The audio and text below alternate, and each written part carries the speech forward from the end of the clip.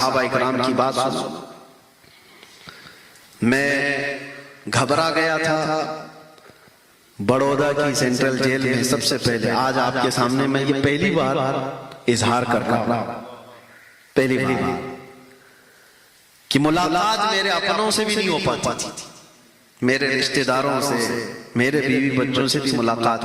اس وقت سب سے پہلے میرے پاس میری خیریت دریافت کرنے کے لیے جو بندہ آتا ہے، جو قاصد آتا ہے، وہ کسی اور کی طرف سے نہیں، تاج العلماء نورانی میاں صاحب کی طرف سے.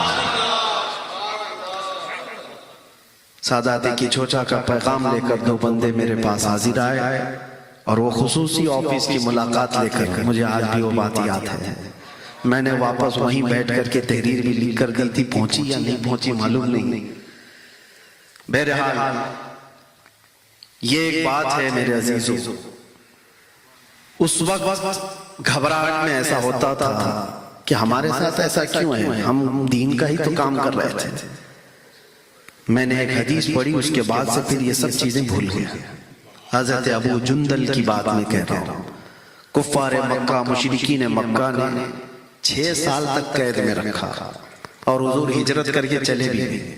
6 سال کے بعد حضور تشریف لائے. کتنے سال ہو گئے؟ 12 سال ہو گئے.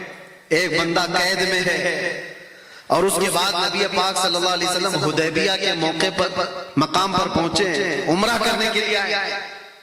اور اس وقت مکہ کے کفار و مشرکین عمرہ کرنے نہیں دینا چاہتے. ایگریمنٹ ہوتا ہے، صلح حدیبیہ ہوتی ہے. اس ایگریمنٹ کے جو بند تھے، جو عقود تھے، اس میں سے پہلی چیز یہ بھی تھی کہ ہماری طرف سے کوئی آدمی بھاگ کر مدینے جائے تو آپ اسے واپس کریں گے، اور مدینے کا کوئی شخص بھاگ کر ہمارے پاس آیا تو ہم واپس نہیں کریں گے. یہ مان لی گئی تھی یہ شرطیں. جو ٹرمز اینڈ کنڈیشنز بنے تھے نا ایگریمنٹ کے، اس میں یہ چیز تھی.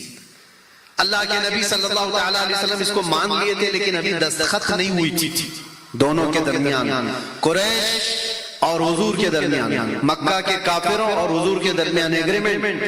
اسی اثنا میں وہ ابو جندل صحابی جو سالوں سے جیل میں تھے، دروازہ توڑ کر نکل آئے.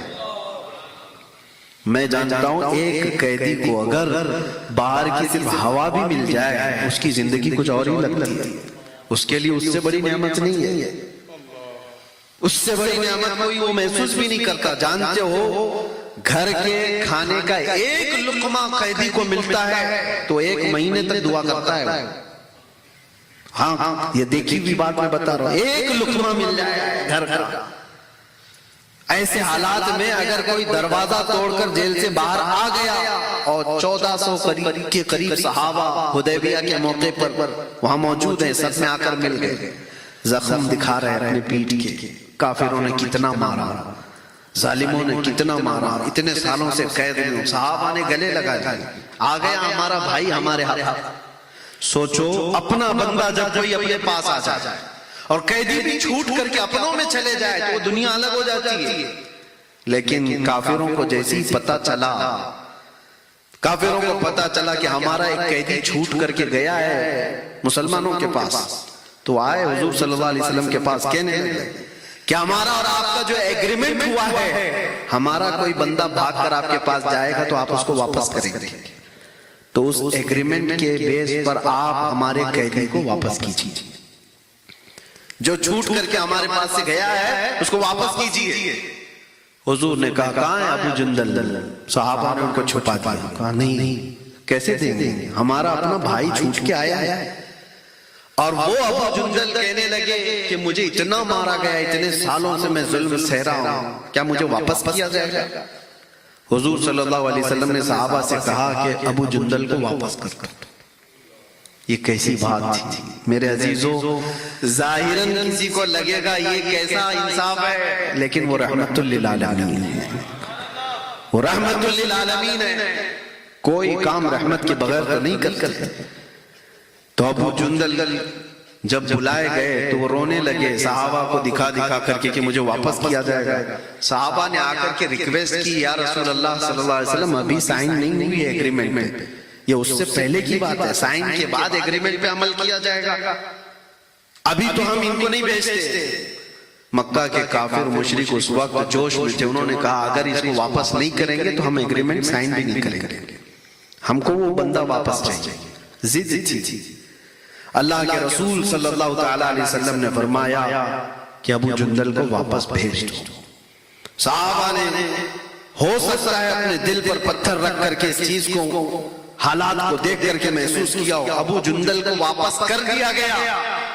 میں یہ سوچتا تھا کسی بندے کو 12 سال کے بعد حضور واپس کہیں جیل میں چلے جاؤ، واپس چلے جاؤ قید میں، ایسا کیا ہو سکتا ہے؟ اس برداشت کی طاقت کتنی ہونی چاہیے اس بندے کے اندر، کتنا سہنے کی طاقت ہونی چاہیے۔ پھر میں نے محسوس کیا کہ حضور پاک صلی اللہ تعالیٰ علیہ وسلم نے ان کو جو واپس کیا وہ کس لیے؟ چاہتے تو اس کو رکھ لیتے، ان کے لیے جنگ بھی ہو سکتی تھی۔ نہیں میرے عزیزو، بات یہ تھی کہ ان سزاؤں کو سہنے کے بعد پھر اگر اور اسٹرگل کرنے کی ہمت ہے اور طاقت ہے تو یہی تمہارا ایمان ہے۔ اور یہاں بات جیل کی اور سزا کی نہیں تھی۔ اللہ کے نبی صلی اللہ علیہ وسلم نے فرمایا لا یؤمن احدکم حتی یکون ہواہ تبعا لما جئت بہ، اس وقت تک تم میں سے کوئی مومن نہیں ہو سکتا جب تک کہ اپنی خواہشات کو میری مرضی کے مطابق نہ کرنا۔ جب تک رسول اللہ صلی اللہ علیہ وسلم کی مرضی کے مطابق تمہاری زندگی نہیں بنتی، اس وقت تک تم پورے مومن نہیں کہلائے جا سکتے۔ ہو سکتا ہے تمہاری مرضی ہو آزاد جینے کی، میرے مصطفیٰ کی مرضی ہے کہ تو قید میں جیے، قید کو اگر پسند کر لیا تو تو مومن کامل۔ اپنے آرام کو، اپنے کمفرٹ زون کو قربان کیا اگر حضور کی مرضی کے لیے، تو یہ ایمان ہے۔ اور اس کے بغیر میرے عزیزوں کو ایمان نہیں ہے۔ اسی کو میں کہہ رہا تھا، زندگی کا پورا دار و مدار اس بات پر ہے، وہ جو نہ تھے تو کچھ نہ تھا، اور وہ جو نہ ہو تو ہماری زندگی کا ہر فیصلہ جب بھی آئے حضور پاک صلی اللہ تعالیٰ علیہ وسلم کی ذات پاک کو اس میں ملحوظ رکھو۔ آپ کو پتا ہے ہماری خواہشات کیا کیا چاہتی ہیں، بہت کچھ ہے، لیکن جب تک اسے قربان نہیں کرتے اس وقت تک ایمان کے درجے کو نہیں پہنچ سکتے۔ مدینہ طیبہ میں ایک صحابی ہیں، حضور کی بارگاہ میں آئے، نوجوان ہیں، کالا رنگ ہے، کہا یا رسول اللہ کوئی شادی نہیں کرتا مجھ سے، کہیں شادی ہوتی نہیں ہے میری، غریب بھی ہوں۔ نبی پاک صلی اللہ تعالیٰ علیہ وسلم جب دریائے رحمت جوش میں آئے، وہ جسے جو چاہے عطا کرے، جیسا چاہے عطا کرے۔ حضور صلی اللہ تعالیٰ علیہ وسلم نے فرمایا میں تیری شادی کرواتا ہوں، میں کرواتا ہوں۔ کہا کہ میرے ایک انصار صحابی، جاؤ ان کے گھر، ان کی بیٹی بڑی خوبصورت ہے، کہنا کہ میں نے تمہیں پیغام بھیجا ہے تمہارے نکاح کا۔ ایک ہی بیٹی ہے ایک انصار صحابی، اور وہ بھی مدینے کی خوبصورت، اور یہ ہے کالے رنگ کے جن کو کوئی رشتہ دیتا نہیں تھا۔ یہ نوجوان گئے، شوہر بیوی بیٹھے ہوئے ہیں، ماں باپ لڑکی کے، جا کر کے کہا مجھے اللہ کے نبی نے بھیجا ہے۔ کہا کس لیے؟ کہا آپ کی بیٹی کا رشتہ لے کے آیا۔ شکل دیکھی اوپر سے نیچے، کہاں ان کی بیٹی اور کہاں یہ نوجوان۔ تھوڑی دیر کے لیے انہوں نے، حالانکہ وہ صحابی، تھوڑی دیر کے لیے انہوں نے کہا ٹھیک ہے ہم اللہ کے رسول صلی اللہ علیہ وسلم سے آ کر کے بات کر لیں گے، آپ جاؤ۔ ان کے لیے کوئی نئی بات نہیں تھی، کیونکہ ہر دن تو ریجیکٹ کہیں نہ کہیں سے ہو ہی جاتا تھا۔ کہا یہ بھی ویسی ہے۔ وہ تو نکل کر کے گئے، اندر جو لڑکی تھی وہ سن رہی تھی یہ کنورسیشن۔ آئی، کہا اپنے باپ سے ابا کون آیا تھا؟ کہا ایک نوجوان آیا تھا۔ کیا لے کر آیا؟ کہا تیرے شادی کا پیغام لے کر آیا۔ آپ نے کیا کہا؟ کہا اس کی شکل تو ہم نے دیکھی، ہم نے سوچا حضور صلی اللہ علیہ وسلم سے جا کر کے بات کریں گے۔